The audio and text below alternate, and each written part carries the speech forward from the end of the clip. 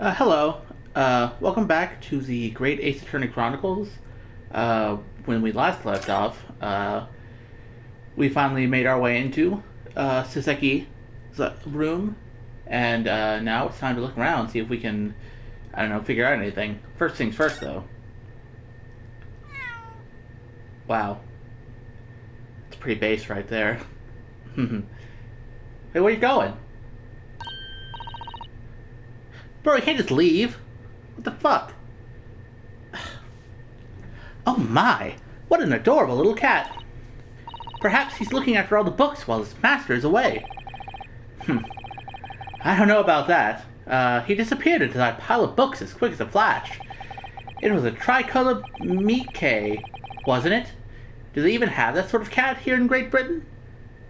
Oh, I guess that's a species of Japanese cat. Perhaps Mr. Natsume brought the little creature with him from Japan. Oh, that's made me feel homesick now. Already? We've only been in the country for 2 days, my dude.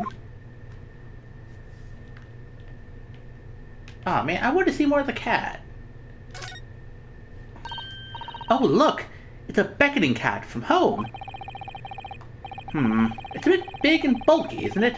Surely Mr. Natsume didn't bring that Maneki Neko all the way from Japan with him. I hardly think you're in a position to comment, Mr. Naruhodo. Are you forgetting the enormous Daruma doll that you brought in your luggage? Well, it can be dangerous traveling abroad. I wanted a lucky charm. Well, I imagine Mr. Natsume wanted the same. And this cat is sure to beckon good luck to him. It's not doing a very good job so far, though, is it? Yeah, he's pretty fucked. You mustn't say such things. Bro, I was just thinking to myself. God, I didn't say a word. Why are my eyes such a giveaway? Because you're always fucking, like, darting about. Like you got something to hide. You know what I mean?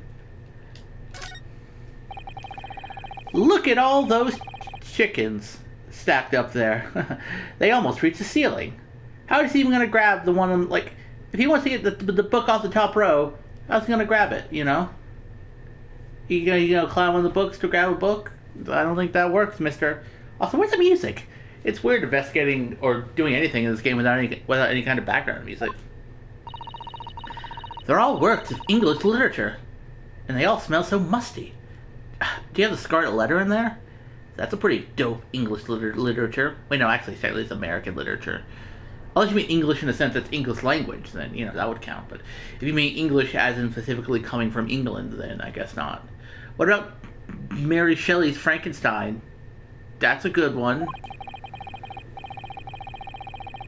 With this volume of books to hand, you'd never be short of reading material, would you? No, haha, what a dreamy idea. A bad dream, maybe. For me, at least. I don't even know how to read. Mind you, I don't imagine the book that's at the bottom of the pile now will ever be read again. Haha, so reading it is an experience that comes but once in a lifetime, just as the tea ceremony teaches us. I certainly didn't expect the conversation to turn down the path of tea ceremony philosophy. Yeah, well, you know, things can, conversations can go in weird ways, let me tell you, pal. What's with this window, though? Or window, maybe, you know what I mean? Could you even call this a window? I think so. It was a window at one time, after all. Although all that remains is a frame around some bricks now. So really, it's just a wall then, isn't it? But why would anyone deliberately brick it up like that? Oh, I'm afraid I have no idea. Ah! Perhaps Mr. Natsume painted the brick design on in a fit of whimsy. Ugh, that's alarmingly feasible. Anyway, whatever the reason, the lack of ventilation in here makes the place very oppressive. Yeah, it's probably stuffy, and, musty, and, other things that aren't pleasant to be in. It does. I imagine being cooped up in a room like this would be extremely trying. Oh, no, I want to click on the dirt, on the balls. Look at these balls of paper on the floor. There are notes scrawled all over them, in English. It looks like the waste paper basket is so full, they've just fallen out. Yeah, I know how that goes. I think Mr. Natsume must have been deeply immersed in his research, don't you? Or deeply averse to tidying up his mess. I, wouldn't like to speculate which is closer to the truth.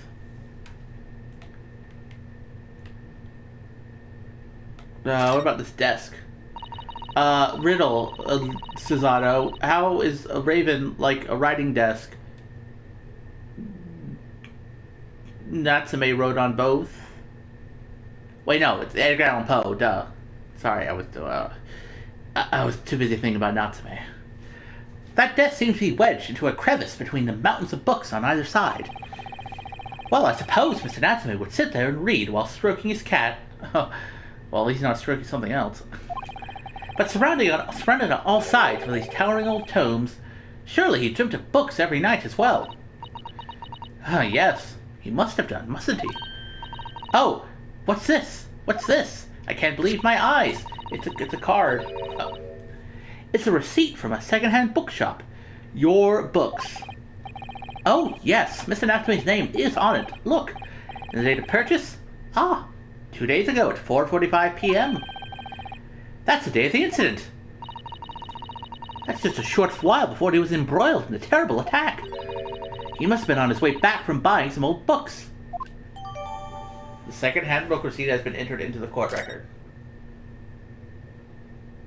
Neat. Let's see. Oh. Hello. Somehow I had a feeling you'd, I mean, obviously I knew you were going to be here because that's what they said, but I had a feeling you were going to just pop up in a strange place. Anyway, how's it going, bro? Look, Mr. Naruhodo!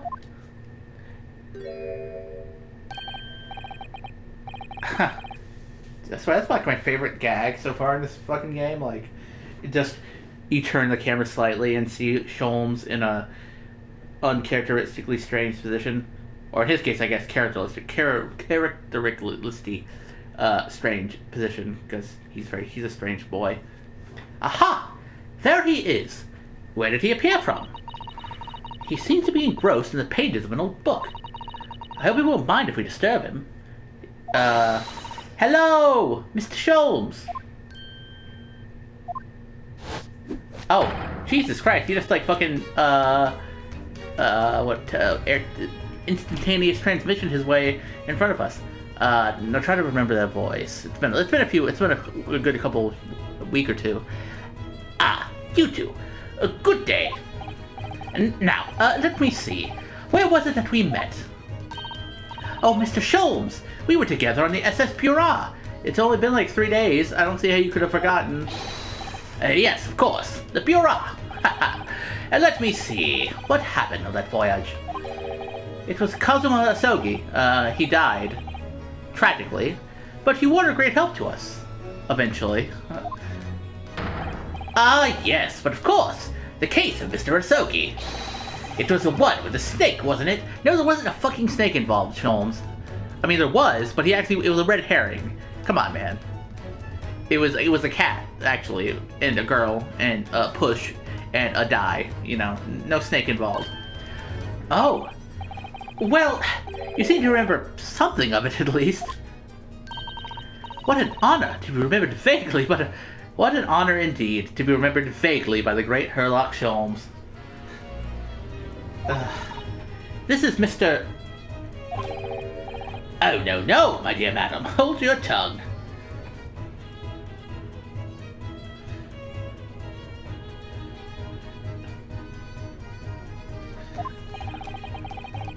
I pride myself on my superior powers of recollection. Your names are safely recorded in my brain addict, which is that's an interesting way of putting it.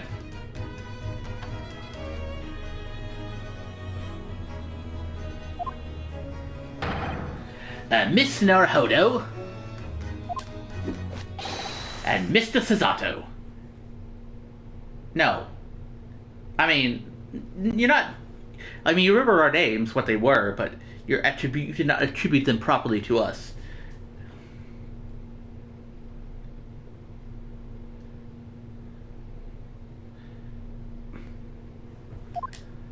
Try the other way around, Mr. Sholmes.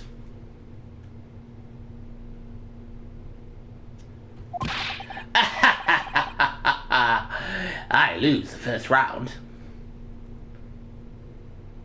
Well, at least you're taking a good stride.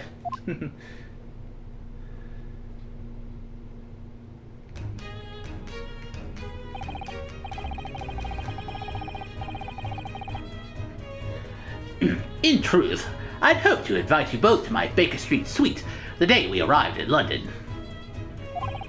But some Scotland Yarders ambushed me at the railway station and whisked me away to a crime scene.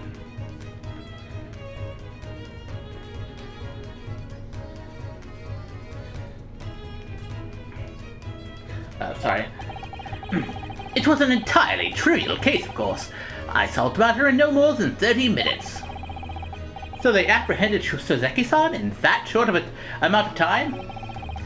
I'm afraid the pursuance of a new case has dulled my recollection of my past involvements a little. A little? It is a mistake to think that one's brain addict has elastic walls and can distend to any extent. I think I might be stretching that brain addict analogy a little bit. Also, are you sure your brain addict isn't full of holes, my good man? I do my best to forget useless facts, lest they should elbow out the useful ones. Yes, those are my own words of inimitable wisdom, you know. From an adventure entitled A Study in Scarlet. Yeah, that's another real Sholmes book, I believe.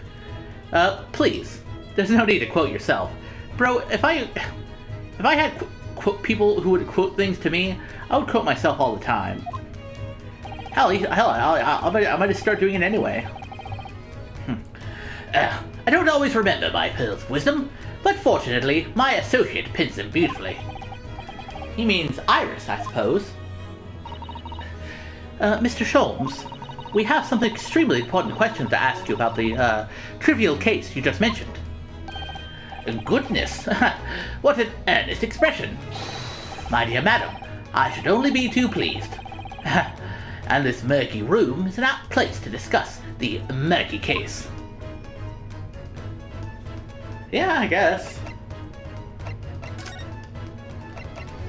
By the way, have you seen this armband? Oh, I guess he doesn't care. Mr. Naruhodo, please. Despite aspersions to the contrary, I am a professional. If I am to unleash my deductive powers on that trinket, I must ask for a sum of £3 in cash. Oh, I don't need you to make any deductions about it. I was just wondering if you might know. Mr. Naruhodo, as a professional, I insist that if I am to offer my opinion on that trinket, I must ask for a sum of £3 in cash. I believe Mr. Sholmes has a high and expensive copy of the complete works of Shakespeare. Yes, to stand on the stage amidst rapturous applause, it has long been a dream of mine, as you know. I literally had no idea. Okay, fine. Let's just converse.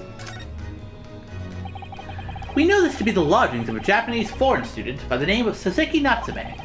It seems that you assisted in his arrest, Mr. Sholmes, for the stabbing of a young woman outside here on Briar Road. Natsume. Yes, I believe it was a name rather along those lines. But Mr. Natsume denies it. Was it really justifiable to arrest him on so little? I'm sorry, Mr. Zato, but I have not the slightest idea what you mean. What? I can't believe he was looking Sasato-san squarely in the eye while feigning ignorance. I assure you, I am not merely feigning ignorance. This ignorance is the real deal. I am truly an ignorant buffoon. That is something that you can be assured of. It would appear as if the pair of you are under some misapprehension. Oh? How? I assure you, I have no No recollection of accusing your stupid compatriot of the crime. Well then how the fuck did he get arrested? I thought you said you solved the case. Didn't you solve the case, Sholmes? You fool. You wee daft cunt. But that doesn't make sense. The good detectives of Scotland Yard made the following request of me, and I quote verbatim.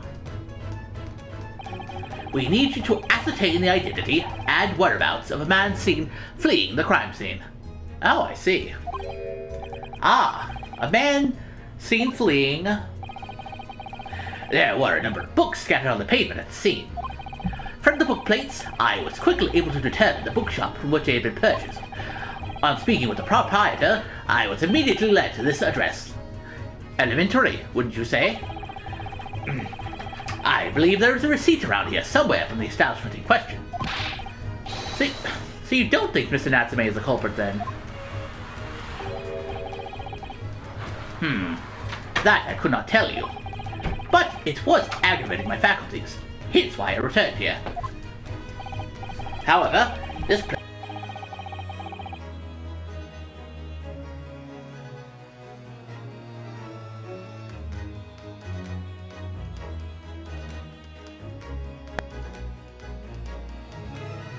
sorry about that. However, this place is such a trove of fascinating books. I found myself quite lost in bibliophilia. Do not be deceived into believing I am a man of leisure. No. Oh dear.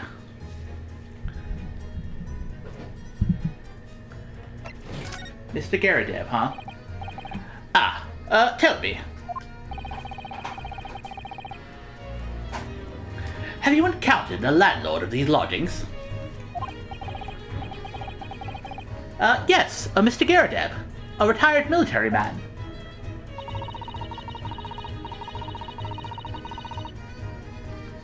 It was the first time I've ever met a soldier from the Great British Institute, that is, the services. That's what they're called, the services. And it was the first time I've ever met a maid from the Great British Institution, that is, service. Okay, that I understand.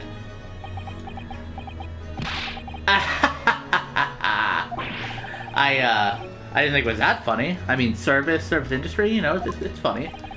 I do apologize. As you may well be aware, many households in London employ a maid. Yes, I read as much in my Great Britain Primer, which is inside of my British Law Encyclopedia, and every other detail about everything that exists in the world.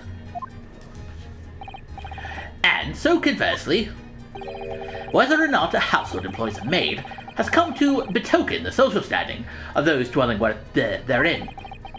Betoken their social standing? Sorry. Put simply, my dear fellow, those who at least employ a single maid are considered middle class. Those who do not are beneath that. In the upper echelons of society, of course, households employ enough staff to constitute a large family. Goodness, how extraordinary. Oh yeah, that's true. I mean, maids and having help has always been kind of a social signifier, or because a class signifier. And definitely in the Victorian era, like this is set in. I mean, hell, even these days. Then again, I don't think even like middle class people these days can afford like live-in maids or whatever. Now, if you're rich, I'm sure you still can afford like servants and staff and whatnot. I'm pretty sure they don't like being called servants. As you can appreciate, for those on the precarious boundary between the middle and lower classes, being able to afford just one maid is of the first importance. I had no idea. And it is for precisely that reason that I find great stimulation in the situation upstairs. Don't tell me about your stimulation, my guy. Specifically, in the retired Army veteran, Mr. John Garadev. Oh? Affable as he is, the fellow is hiding something. Yeah, I had kind of gathered as much, given the fact that every time, well, not so much he was hiding, but he was trying to tell us something, and his maid kept pouring water or like tea on him to make him stop talking. Like, yeah, jeez. Whether or not it imposes on the circumstances of this case, I am as yet unable to ascertain. I'm thoroughly lost on what he means to say. Bro, it's not that complicated. He just straight up said that the dude was hiding something. Anyway, what about this dingy room? This room is thoroughly suffocating for the soul, my dear fellow. I assure you, any man whose lot is to dwell in a place such as this will stab somebody sooner or later. Jeez, you don't gotta judge that quickly just because of where a man lives. Mr. Natsume stabbed no one. But sooner or later, as I said. I don't believe that's the issue here.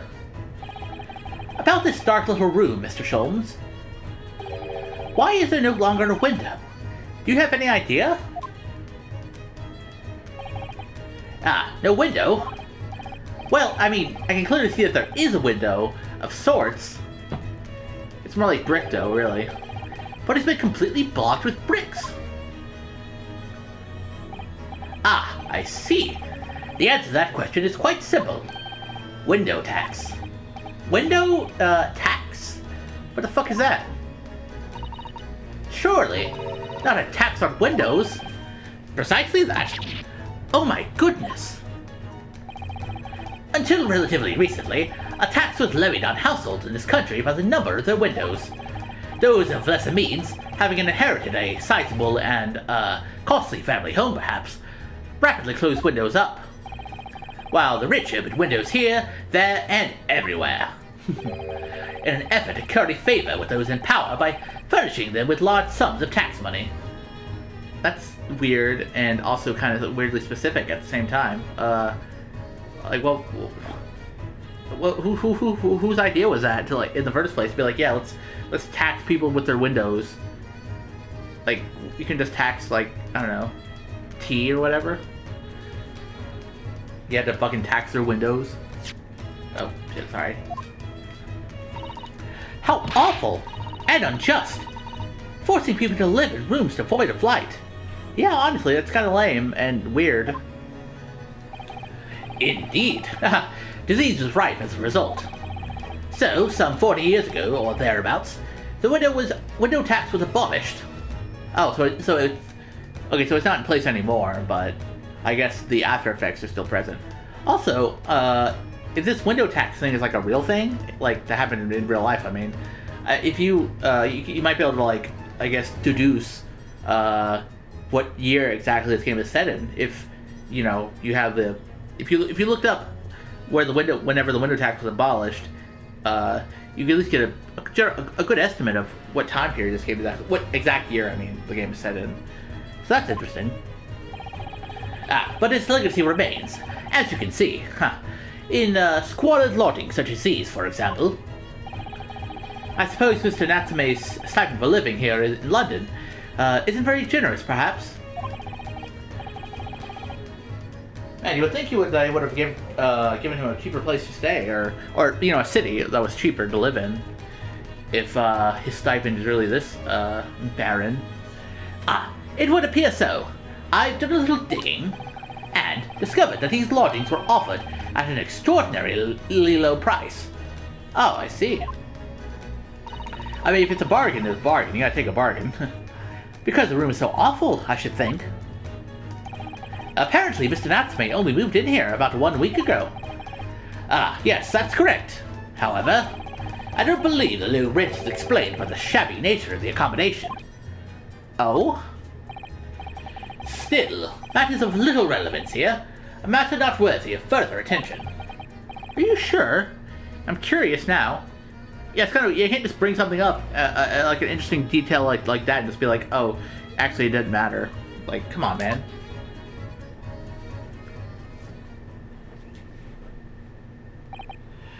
Well, I believe I've told you all I can now. I mean, except for the interesting primer on window tax and the status signifier of maids, you didn't exactly tell me a whole lot, to be honest. But I mean, thank you, Mr. Sholmes. Yes, Mr. Naruhodo. Was it not your intention to become a practitioner of law? You remembered that, did you? Will you perhaps be offering your services in this very matter, I wonder? To the occupant of this room, Mr. Natsume, was it? I'm not sure. Oh, come on, we can't just leave Mr. Natsume hanging. Besides, who else is going to defend him? Not sure? Well, on what grounds? Well, I actually defended someone in court here only yesterday. Really? Well then, I congratulate you, sir, on an ambition realized. And so promptly, too. The thing is, it's really made me question things. Am I right to believe in my clients? To trust in their innocence? Dude, that's what Phoenix is all about. Well, I mean, you don't know that, but, you know. As a descendant, as an ancestor of his, you know, you gotta pass that down, you know? Yes, trust. Mr. Sholmes. Mr. Natsume didn't do it, did he?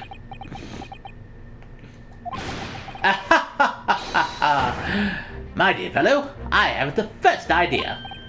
Oh, but I thought that's why you were here. Didn't you come back to investigate? Yes. That was indeed my initial intention. But there are simply too many fascinating books here. I couldn't possibly ignore them. Oh, I see. Nevertheless, there are two facts that I can state quite unequivocally. The man who fled the scene of the crime 2 days ago was the Japanese occupant of this room. Okay, I can agree with that. I mean, he has told us as such himself. And there are witnesses who swear to having seen the same man commit the crime. That is all I can say. And one more thing. Oh, what is it, Mr. Sholmes? Tell us, please.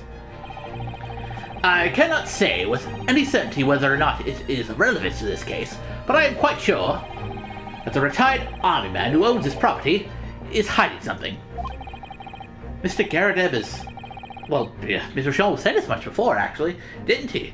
Yeah, and again, I also noticed it, like, last episode before, because, you know, he was going to tell us something, but then he didn't.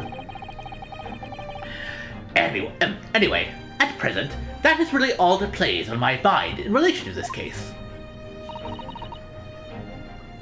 Mr. Naruhodo! As yet, our investigations have uncovered nothing that could help establish Mr. Natsume's innocence. I mean, yeah, it's been kind of not super useful. Like, I'm not saying we didn't find anything useful or anything interesting, but, you know, not overly useful. No, you're right. Perhaps it's time we probed a little deeper into Mr. Garadeb's secret. If only we had our trusty Magatama. Just remember, I cannot be sure whether the landlord's secret will prove to be irrelevant or not. But I wish you every success, of course, Mr. Naruhodo. Well, hey, at least he's being supportive, you know. You know, you're a cool guy, Sholmes. I appreciate you helping us out. A busy man indeed. He's gone back to his book in the corner of the room. Though, I feel like maybe you should... There's more important things than fucking books, my dude. Yeah, excuse me, Mr. Sholmes. Yes, so true. To be or not to be? That is indeed the question, Mr. Naruhodo. To be or not to be brushed off? That is the question, and the answer is all too clear. Let's leave Mr. Sholmes in peace, shall we? Man, imagine being such a fucking cool dude that you go to investigate a thing, and but you get caught up in reading books. Anyway, I guess we're gonna be probing Mr. Garadeb's inner depths a bit more closely. Oh, okay, I think your voice is gonna mix a little bit. You parrot again. Tell me, what's the detective chap? I forget his name. Still hard at work down there? Mr. Herlock Sholmes? Yes, rings a vague bell. All that detective business is really my thing, I'm afraid. Well, Mr. Sholmes is, in his element down there, you might say. A jolly good show. Another cup of tea, if you please, John. Now then, why don't you tell me what... Oh, this shit again. For the umpteenth time, woman, will you watch what your body will doing? I shall be serving dinner shortly, sir. Yes, of course. Frightfully rude of me, but, I'm afraid I shall have to ask you to take your leave, if you'd be so kind. Oh, yes, of course. We are deeply grateful for all your assistance. Man, was I really just doing the Sholmes voice for Garrett this whole time? I thought it was slightly different. Or, I thought it was different, but I found I'm just kind of doing that voice again. Not at all, not at all. I don't get much chance to talk with young foreigners like yourselves. It's been a pleasure. Best of luck and all that. Perhaps you could see yourselves out. Oh.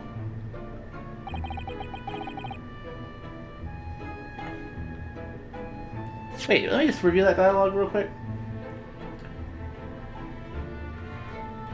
Yeah, again, he's wanting to talk, but she's not letting him talk. What the fuck? According to Mr. Sholmes, Mr. Garrett is hiding something. And since no other avenues of investigation seem open to us at the moment, perhaps we should do some digging. Yeah, but he already kind of told us to leave, though. I feel like he's not going to be very happy, or they're not going to be very happy with us. Wait, what? They already got check marks over their face, because I already examined them. Okay, maybe we should... Oh, maybe examine this a little bit more? Oh, what the... Bro, I didn't even recognize him. Like, he just, like, blended in. I thought he was, like, part of this. But no, it's Sholmes. How does he keep finding himself in these weird places? Or how do I keep finding him? You were just downstairs a moment ago, my good man. And now you're up here? What the fuck? I swear, he's like a fucking cryptid. Sholmes. What are you doing there, pal? Oh, hey, new to PlayStation Now. Killing Floor 2, Final Fantasy 7, Windbound. My favorite. Ah! What's he doing over there? Mr. Sholmes? Don't do it, pal. You got so much to live for. Oh, there he goes teleporting again. Aha! We meet again, my dear fellows. Good gracious. When did you sneak in here? Lock Sholmes, sir. At your service. Whatever were you doing over by the window? I am given to watching the evening sky and the sunsets, madam. Yet sadly, cheerful as the room downstairs undoubtedly is, it lacks an aperture for such observation. So I took the liberty of borrowing a small corner of space by the window up here. But how did you get here before us without us even noticing? Well, keeping an eye to one's window at dusk is a prudent thing to do at London, I'm gathering. Ah, and one other thing, Mr. Naruhodo. Oh, me? I thought perhaps you might be in need of a certain great detective's great mind. Wait, he's not talking about... Is he? I didn't expect to be going through that again so soon. Oh no. It's not going to be another dance. Is he going to teach me how to Dougie? Do you mean, Mr. Sholmes? Aha! There is a mighty secret in this modest room. Modest room. My eyes see even the most trivial of trifles. I take it you're prepared, Mr. Naruhodo? I think so. Right here, right now? In front of God and everyone? There's just time enough for one of my greatly admired great deductions. Let us conclude the matter before dark. Alright, I guess we're doing this shit.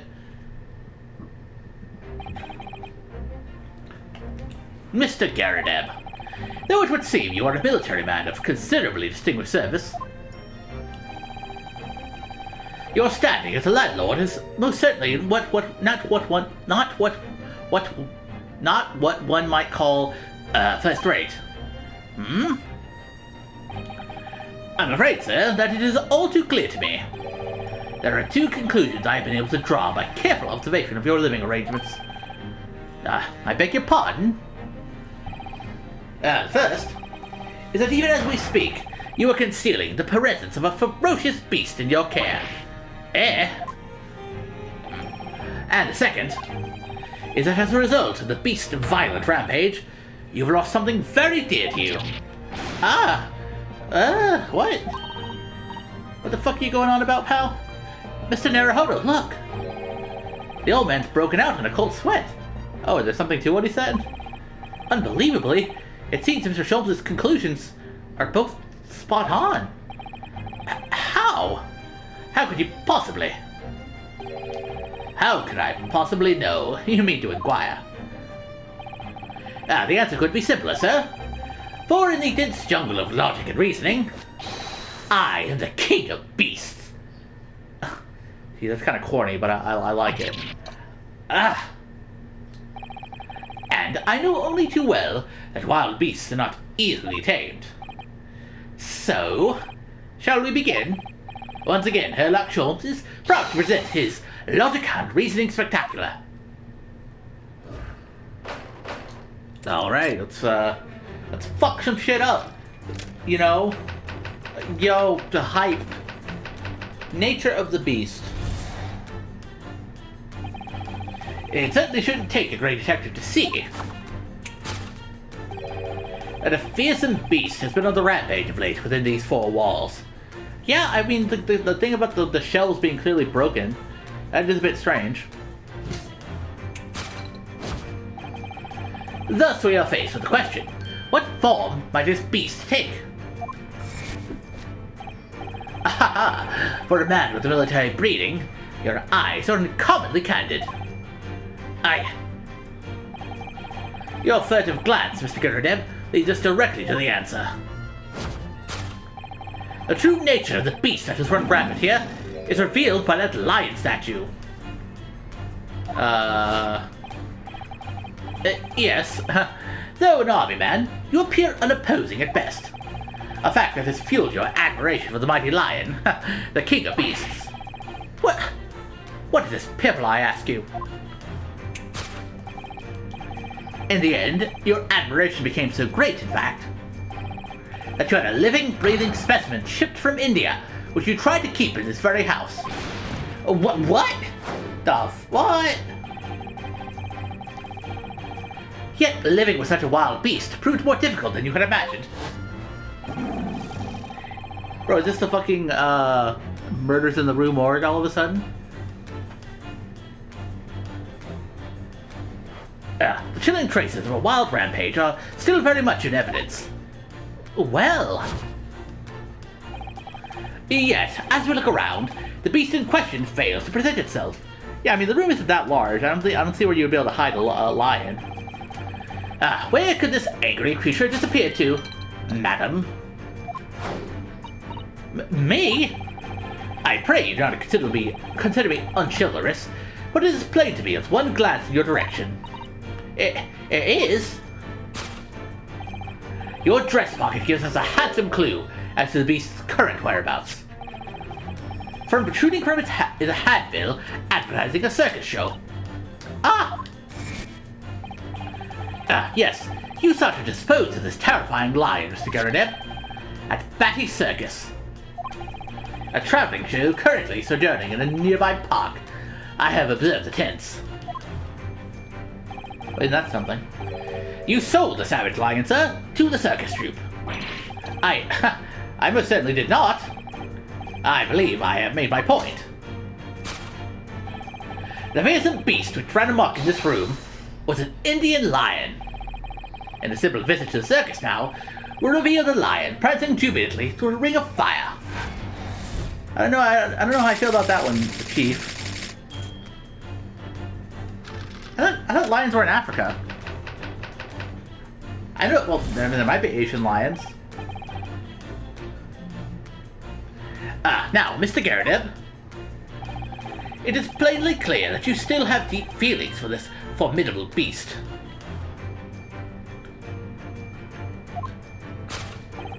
Indeed, in that blithe pose, The distress this loss has caused you is veritably tangible. Yeah, is there an Asian lion?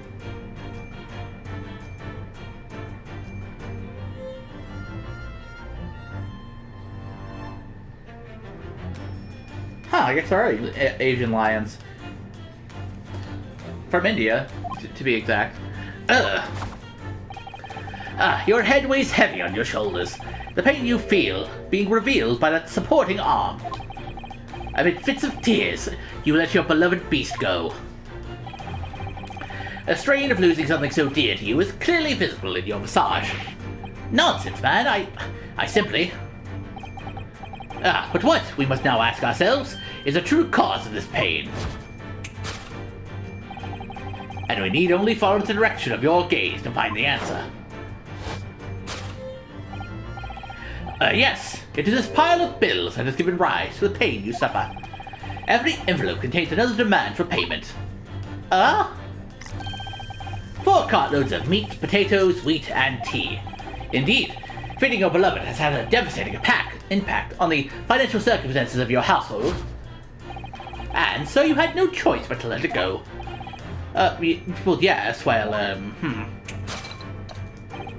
Now, in a final fit of rage, the ferocious beast carried out one last unimaginable attack. Unimaginable? Oh, he burnt part of the carpet? What was the fucking lighter that he had in his paw? The aftermath of which can be clearly seen by observing the carpet over there. A very expensive woolen carpet, if I'm not mistaken. Oh, dearie me. What could have caused such a destructive outburst?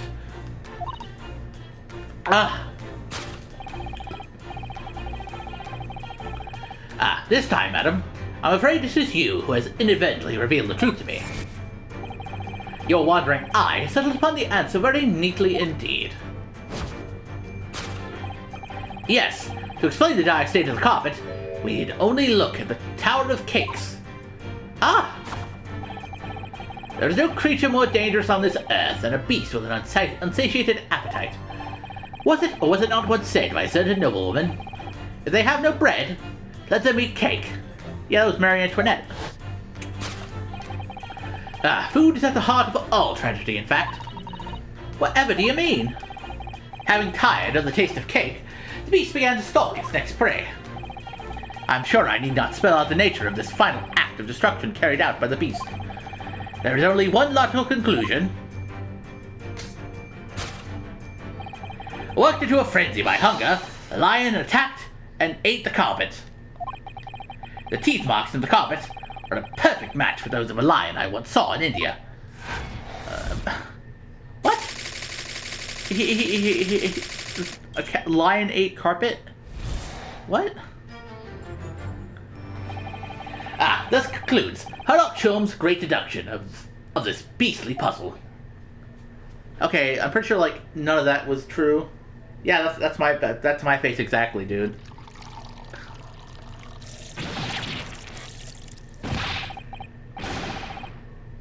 Okay, well that was a funny like example. Like they were just so baffled. She was just so baffled she couldn't help but pour tea on the guy. Jeez. What is the matter with you, Joan? You're pouring scalding hot tea all over me. Oh, I'm sorry, Mr. Garrett. I'm afraid I didn't notice. My deductions can be startlingly sharp. It stands to reason that your cup runneth over. Indeed, my revelations can make people spill tears at times, too. Oh, I bet. Oh. Mr. Sholmes, sorry to butt in, again, but can I make an observation? Why, certainly, Mr. Naruhodo. What is it? Again? Well, your deductions just now. Do you really think a lion could fit inside a room of this size? Indeed, it is the only explanation for the facts. The terrifying truth all too often lies beyond the realms of common sense. I mean, yeah, that's not wrong, but also I feel like you might need a little common sense, my guy.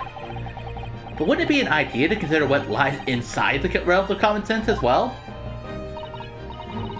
But If an uncaged lion had run amok in this very room, surely Mr. Gerdeb and his maid would have been hurt. Or worse. Ah, that's where you are stuck. No doubt the former military man held his own against the beast using that large cannon. So you mean to imply that you think that they shot a cannon at a lion inside of a small room without like any like gunpowder or like burning or whatever? I thought you said they had sold the lion to the circus. And what about the food? Meat and potatoes are one thing. But I don't believe I have ever heard of a lion that drinks tea. Ah, my dear Mrs. Otto, it occurs to me with some regularity that irrespective of race and breeding, whenever anyone lands on Great British soil, they are infused with a highly appropriate taste for afternoon tea. I guess. Oh, what a glorious notion. Well then, Mr. Naruhodo, it's your turn to shine again. I had a feeling that was coming. Yeah, you know, when Sholmes gets going, it's up to me to keep him from just going completely off the rails. A slight massage. That's all Mr. Sholmes' deductions need. You can do it. Aw, with that encouragement, I feel like I really can. Thanks, says Otto. Excellent. I've been waiting for my trusty partner in deduction to step forward, Mr. Naruhodo. Aw, he thinks I'm his partner. That's so sweet. Sure, I'll correct your deductions any day of the week, Sholmes. We don't even know yet whether or not this is going to help in Mr. Natsume's case. Still, uncovering the truth is always worthwhile, whatever the motivation. At least, that's what I want to believe. Let us start again. From the beginning of Herlock Sholmes' Logic and Reasoning Spectacular.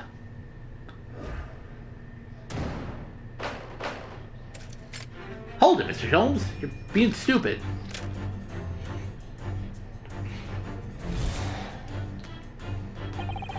Yeah, it's certainly... Okay, well... Yeah, we've seen these lines. I guess we have, you know...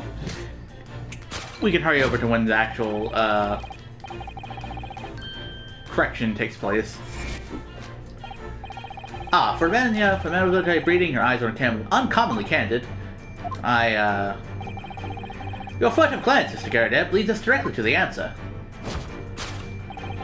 The true nature of the beast that has run rampant here is revealed by that lion statue. Yeah, I don't think it's the lion statue. I really didn't see the lion thing coming. Trust me, Ryunosuke, no one sees the lion thing coming, man. No, but if you observe Mr. Gerdeb's reaction, it rather seemed as though some beast did indeed run amok here in this room. Yes, something with a very fierce nature. But it couldn't have been a lion transported from India. Well, so what was it then? We must follow Mr. Gerdeb's gaze. That will lead us to the true answer.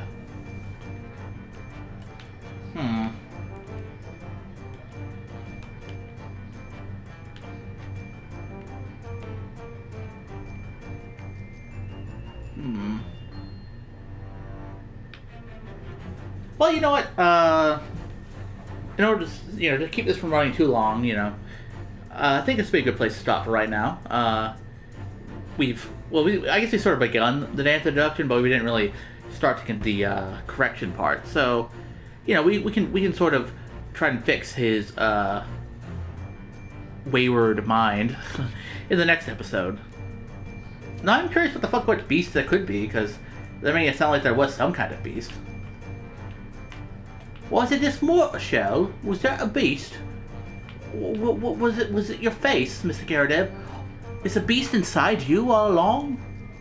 Anyway, enough fucking around. But until next time, I'll see you then.